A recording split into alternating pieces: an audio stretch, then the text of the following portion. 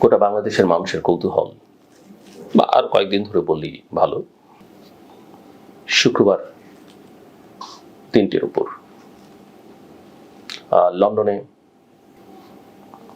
এই শুক্রবারে অর্থাৎ 13ই জুন এক বৈঠকে বসছেন অন্তর্বর্তী সরকারের প্রধান প্রফেসর মোহাম্মদ ইউনূস এবং বাংলাদেশ জাতীয়তাবাদী দল বিএনপির ভারপ্রাপ্ত চেয়ারম্যান তারেক রহমান। এই বৈঠকে কি হবে আমরা জানি না, তবে একটা কথা আমি বলে রাখি,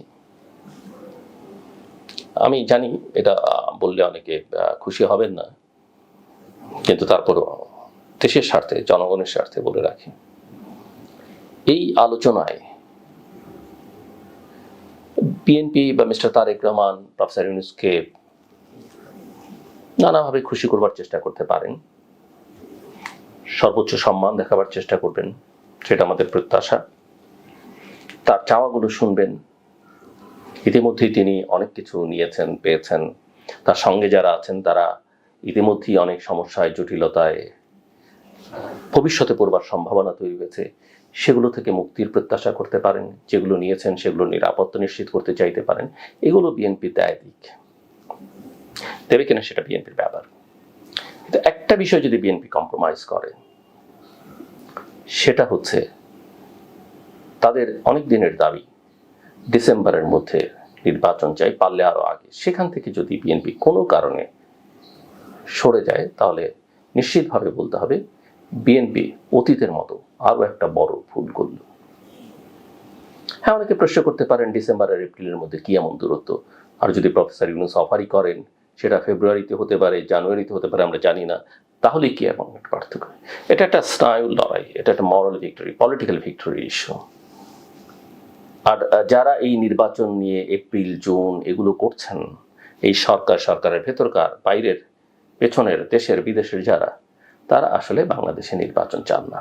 আপনাদের স্মরণ থাকবার কথা, আমি অনেকদিন আগে বলেছিলাম, এই ব্লগেই বলেছি যে নতুন নতুন দাবি আসবে। এর আগেও আমি হয়তো 2-1 দিন আগেই বলেছি যে এটা নির্বাচন কমিশন সরাও, একে সরাও, ওকে সরাও, সেনা প্রধান সরাও, রাষ্ট্রপতি।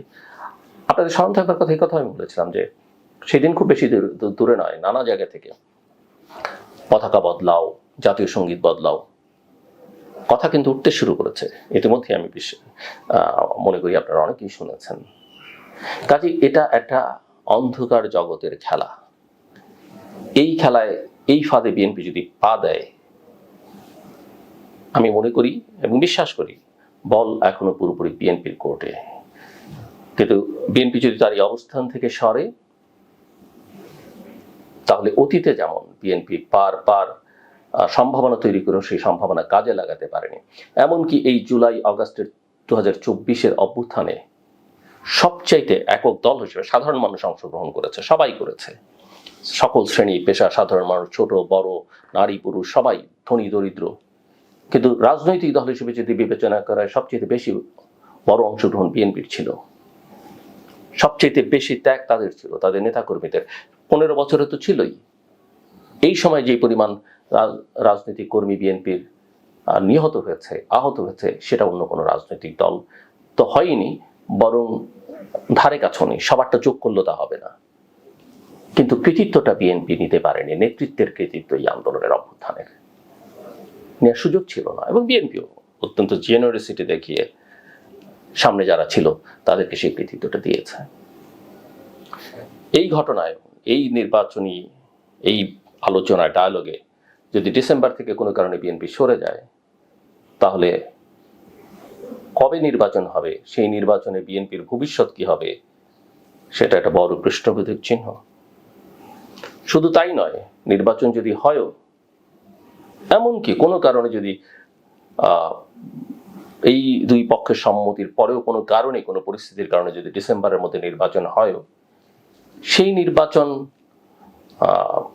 বা সেই নির্বাচনী লড়াইয়ে বিএনপি কতখানি কৃতিত্ব দাবি করতে পারবে, সরকারের এই ব্যর্থতার ভেতর থেকে বাংলাদেশকে বের করে নেবার, সেটা নিয়ে আমার যথেষ্ট সংশয় আছে। It's $1 million question. সো বিএনপির বল বিএনপির পায়ে ততক্ষণ থাকবে যতক্ষণ বিএনপি তার শক্তি সামর্থ্য দিয়ে তার ভদ্রতা, নম্রতা দিয়ে, সভ্যতা দিয়ে ডিসেম্বরের মধ্যে নির্বাচন আদায় করতে পারবে। কেননা ভেতরে প্রকাশ্যে অপ্রকাশ্যে নানা ষড়যন্ত্র হচ্ছে, এবং নির্বাচনটা এই কারণে জরুরি যে সরকার আসলে চলছে না, দেশ চলছে না, আইন শৃঙ্খলা পরিস্থিতি, অর্থনীতি, প্রশাসন কোনো কিছু কাজ করছে না। সশস্ত্র বাহিনীর সদস্যরা বাইরে থাকতে চাচ্ছেন না, সিভিল এনগেজমেন্টের মধ্যে থাকতে চাচ্ছেন না, তারা ব্যারাকে ফিরতে চাইছেন, সেনাপ্রধান বারবার বলছেন। এটা যেন আজকের এই আলোচনায় বিএনপির ভারপ্রাপ্ত চেয়ারম্যান মাথায় রাখেন। তার দল বড়, নেতৃত্বের ক্ষমতা অনেক বেশি, হয়তো বা সামনে তিনি দেশে নেতৃত্ব দিবেন। এই পরামর্শ দেয়া আমার সাজে না, বাট ক্ষুদ্র মানুষ হিসেবে, একজন রাজনৈতিক বিশ্লেষক হিসেবে, রাজনীতির সঙ্গে যেহেতু আমার বসবাস, আমি পরামর্শটা দিয়ে রাখলাম। এখন এই যে কথাগুলো বললাম, এর একটা প্রেক্ষাপট, পরিস্থিতি, বর্তমান, অতীত আছে, সেই দিকে আমি আরেকবার একটু বিস্তারিতভাবে যাই। যে বাংলাদেশের রাজনীতিতে এমন একটা সময় এখন এসছে যখন নির্বাচন নয়, বরং কখন নির্বাচন হবে এই প্রশ্নই হয়ে উঠেছে সবচাইতে বড় রাজনৈতিক ইস্যু। রাজনীতি যেন এখন একটা ক্যালেন্ডার নির্ভর বিষয়, আর এই ক্যালেন্ডারের হিসাব বিকাশ ঘিরে তৈরি হয়েছে অনিশ্চয়তা, সংশয় এবং ষড়যন্ত্রের এক নতুন ন্যারেটিভ, নতুন বয়ান। শেখ হাসিনা সরকারের পতনের পর অন্তর্বর্তী সরকার যখন দায়িত্ব নেয়, তখন দেশের মানুষ আশাবাদী ছিল, নিঃসন্দেহে সবাই, আমি নিজেও, আমার কথা শুনলে আপনি পাবেন, গণতন্ত্র ফিরে আসবে, ভোটাধিকার নিশ্চিত হবে এবং একটি সময়োপযোগী নির্বাচনের মাধ্যমে বাংলাদেশের রাজনৈতিক স্থিতিশীলতা ফিরবে। এবং রাজনৈতিক স্থিতিশীলতার সঙ্গে অর্থনৈতিক স্থিতিশীলতা জড়িত আমরা জানি, কিন্তু আজ সেই আশার জায়গাটাই প্রশ্নবিদ্ধ। বিশেষত যখন দেশের সবচেয়ে বড় রাজনৈতিক দল বাংলাদেশ জাতীয়তাবাদী দল বিএনপি এবং অন্তর্বর্তী সরকারের প্রধান ডক্টর মোহাম্মদ ইউনূস মুখোমুখি অবস্থানে, আমি ডায়ালগের কথা বলছি না, মুখোমুখি মানে বিরোধে, বিতর্কে। প্রথম থেকেই বিএনপি এবং সমমনা দলগুলো বলে আসছে যে ডিসেম্বরের মধ্যেই জাতীয় নির্বাচন দিতে হবে। এমনকি কিছু কিছু রাজনৈতিক দল সেপ্টেম্বর, নভেম্বর, এমনকি কোনো কোনো বিএনপি নেতাও বলেছেন আরো আগেই সম্ভব, সময়কালকেও সেপ্টেম্বর নভেম্বরের সময়কালকেও গ্রহণযোগ্য মনে করছে। কিন্তু প্রধান উপদেষ্টা সম্প্রতি এক ঘোষণায় জানিয়েছেন, ঈদ উপলক্ষে জাতির উদ্দেশ্যে দেওয়া বক্তৃতায় জানিয়েছেন যে নির্বাচন হবে 2026 সালের এপ্রিলের প্রথমার্ধে। এই বিষয়টা রাজনৈতিক অঙ্গনে শুধু বিস্ময়ই নয়, হতাশাও ছড়িয়েছে। বলা হচ্ছে এটি কোনো একটি গোষ্ঠীর সুবিধা নিশ্চিত করতে পরিকল্পিত একটা সিদ্ধান্ত। এই ঘোষণার ঠিক পরপরই তিনি জাপান সফরে গিয়ে এক বিস্ময়কর মন্তব্য করেন। মাত্র একটি রাজনৈতিক দল ডিসেম্বরের মধ্যে নির্বাচন চায়। এই ঘোষণার পরে না, ঠিক ঘোষণার আগে আগে জাপান সফরে গিয়ে তিনি বলছিলেন। অথচ মাঠ পর্যায়ের বাস্তবতা সম্পূর্ণরূপে ভিন্ন। বিএনপি ছাড়াও প্রায় 90% রাজনৈতিক দল ডিসেম্বরেই ভোট চায়। তাহলে প্রশ্ন হচ্ছে, কার মতামতকেই গণ্য করলেন বা প্রাধান্য দিলেন প্রধান উপদেষ্টা Nobel laureate professor doctor Mohammad Yunus? তার এই ঘোষণার ব্যাখ্যা দিতে গিয়ে প্রধান উপদেষ্টার প্রেস সচিব আবহাওয়া, সংস্কার এবং বিচারকে সামনে টেনে এনেছেন। এমনকি আবহাওয়াবিদদের সঙ্গে আলোচনার পর সিদ্ধান্ত নেওয়ার কথাও তিনি বলেছেন। বিষয়টা শুনতে যেমন অভিনব, তেমনি কৌতুকপূর্ণ বটে। মনে হচ্ছে রাজনৈতিক বাস্তবতা নয়, আবহাওয়ার পূর্বাভাসই এখন নির্বাচন নির্ধারণের প্রধান সূচক। অথচ সারা দেশে আমরা সবাই জানি আইন শৃঙ্খলা পরিস্থিতি, প্রধান উপদেষ্টা স্বীকার করেছেন, দিন দিন অবনতির দিকে। সচিবালয়ে চলছে অস্থিরতা, ব্যবসা বাণিজ্য সবকিছু থমকে আছে। রাজনৈতিক দলগুলোর মধ্যে আস্থাহীনতা চরমে। এর মধ্যেই ঘোষণা হলো নির্বাচন হবে আরো 10 মাস পর, এবং এই সময়টাকে সরকার বলছে সংস্কারের সময়। কিন্তু এই প্রশ্ন তো তোলাই যায়, গত 10 মাসে কি ধরনের সংস্কার হয়েছে যার প্রমাণ জনগণ পেয়েছে? খালি কমিশন, খালি সুপারিশ, খালি কাগজ। এসব দিয়ে কি জনগণের ভোটাধিকার নিশ্চিত করা যাবে? আর সবচেয়ে বড় কথা হচ্ছে, এই সংস্কার নিয়ে যে ঐকমত্য গঠনের কথা বলা হচ্ছে, সেখানেও রয়েছে বিপুল মতপার্থক্য।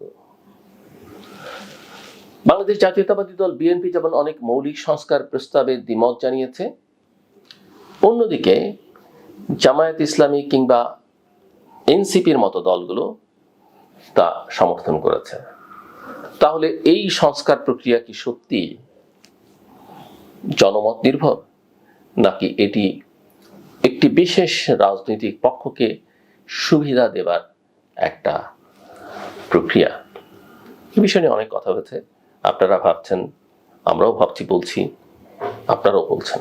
তবে পরিস্থিতির মোড় ঘুরেছে আরেকটি গুরুত্বপূর্ণ ঘটনায়, যেটা আমি শুরুতে উল্লেখ করছিলাম, যে লন্ডনে ডক্টর ইউনূস এবং বিএনপির ভারপ্রাপ্ত চেয়ারম্যান তারেক রহমানের শুক্রবারের বৈঠক নিয়ে। এই বৈঠককে ঘিরে 13 তারিখের রাজনৈতিক বিশ্লেষকরা এটিকে একটি গুরুত্বপূর্ণ মুহূর্ত হিসেবে দেখছেন। কারণ আজ যখন দেশের গণতন্ত্রের ভবিষ্যৎ নিয়ে জটিলতা, অনিশ্চয়তা এবং বিশ্বাসহীনতা দেখা দিয়েছে, তখন প্রধান উপদেষ্টা এবং দেশের এই মুহূর্তে সবচেয়ে জনপ্রিয় রাজনৈতিক দলের শীর্ষ নেতার মধ্যে একটি বৈঠক সংকট নিরসনের পথ তৈরি করতে পারে। আমরা তো আশা করতেই পারি এই বৈঠকটি যদি হয়, তবে তা অবশ্যই হবে, আমি ধরে নিচ্ছি, তবে কারণ এখনো নিশ্চিত নই আমরা, তবে তা কেবল সৌজন্যমূলক নয়, বরং একটি নির্ণায়ক সংলাপ হতে পারে। তারেক রহমান এখন কেবল বিএনপি নেতা নন, বরং একটি বৃহৎ জাতীয়তাবাদী ধারার প্রতিনিধিত্ব তিনি করছেন। বিপরীতে ডক্টর ইউনূস আন্তর্জাতিক মহলে সম্মানিত হলেও আমরা সবাই ইতিমধ্যেই উপলব্ধি করতে পারছি যে দেশীয় রাজনীতিতে তার নেতৃত্ব প্রশ্নবিদ্ধ হয়ে উঠছে। সাম্প্রতিক বিবিসির এক জরিপ বলছে যে তার জনপ্রিয়তা 50% নিচে নেমে এসছে, যদিও তার প্রতি রাজনৈতিক দলগুলোর আস্থার সংকট এখনো দৃশ্যমান হয়নি, বা তারা সেটা দৃশ্যমান করতে চায়নি বলাই ভালো। কাজেই এই দুই নেতার মধ্যে আলোচনায় যদি সত্যিকারের সংকট সমাধানের ইচ্ছা থাকে, তবে তা একটা টার্নিং পয়েন্ট হতেই তো পারে। তবে রাজনৈতিক বাস্তবতায় বিষয়গুলো এত সরল নয়। বর্তমানে যে রাজনৈতিক ব্যাকড্রপ, সেখানে কিছু বিষয় অত্যন্ত গুরুত্বপূর্ণ, আমি মনে করি অনেক অনেক গুরুত্বপূর্ণ।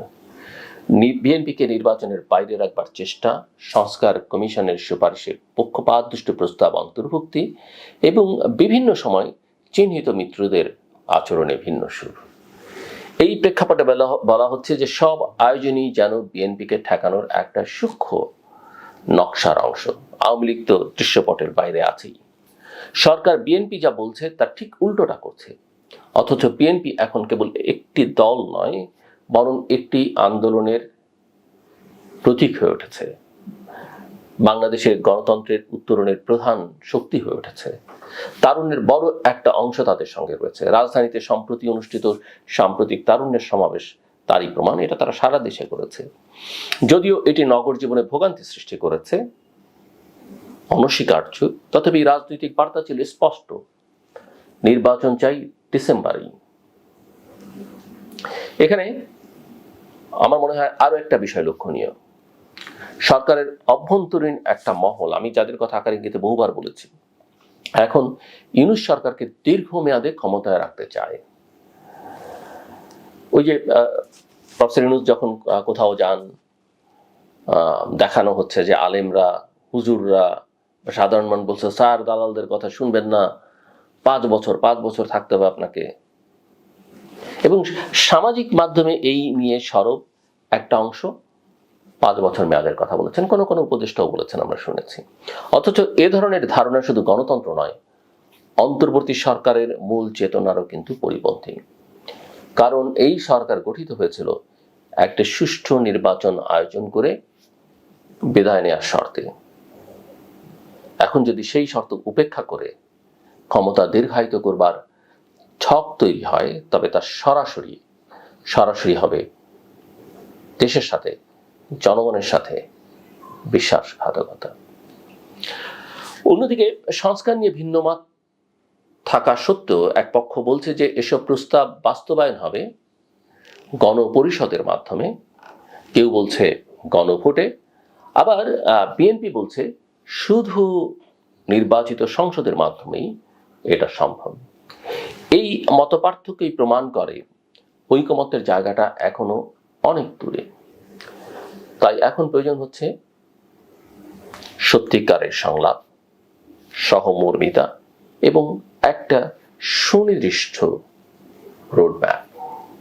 আর এই জন্যেই প্রফেসর ইউনূস এবং তারেক রহমানের বৈঠকটি নিয়ে এত আগ্রহ।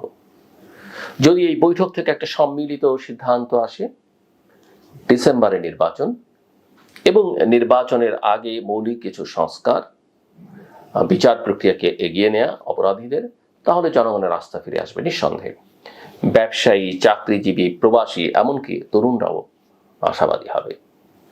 দেশে ফিরে আসবে রাজনীতির স্থিতিশীলতা, অর্থনৈতিক গতি এবং সামাজিক শান্তি।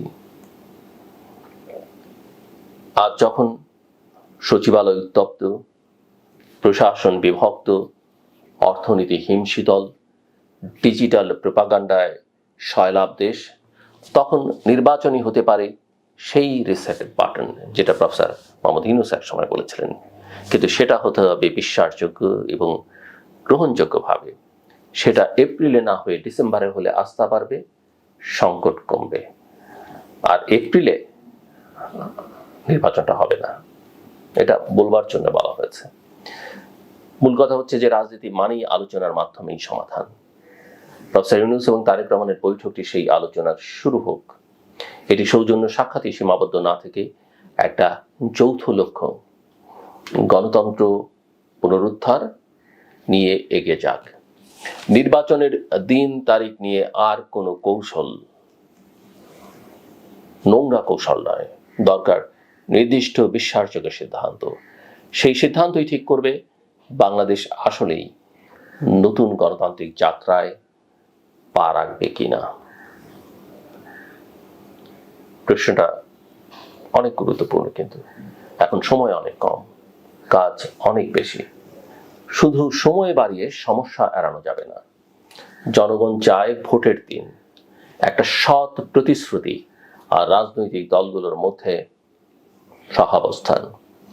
এখন দেখবার বিষয়ে রাজনীতি কি সত্যি রাজনীতির পথে ফিরে আসবে, নাকি পলিটিক্সের প্যাচেই আটকে থাকবে ভবিষ্যৎ বাংলাদেশ। এই প্রশ্নের উত্তর খোঁজার জন্য আমাদের হয়তো আরো কয়েক ঘন্টা অপেক্ষা করতে হবে। এই কয়েক ঘন্টায় সব ঠিক হয়ে যাবে আমি সেটা বলছি না, বা ওই বৈঠকেই সব ঠিক হয়ে যাবে। একটা ধারণা আমরা সবাই মিলে পাবো কি হতে পারে, কি হতে যাচ্ছে। শেষ করবার আগে বলি, এই যে সহাবস্থান, সহমর্মিতার কথা আমি সবসময় বলি বা আমরা বলি,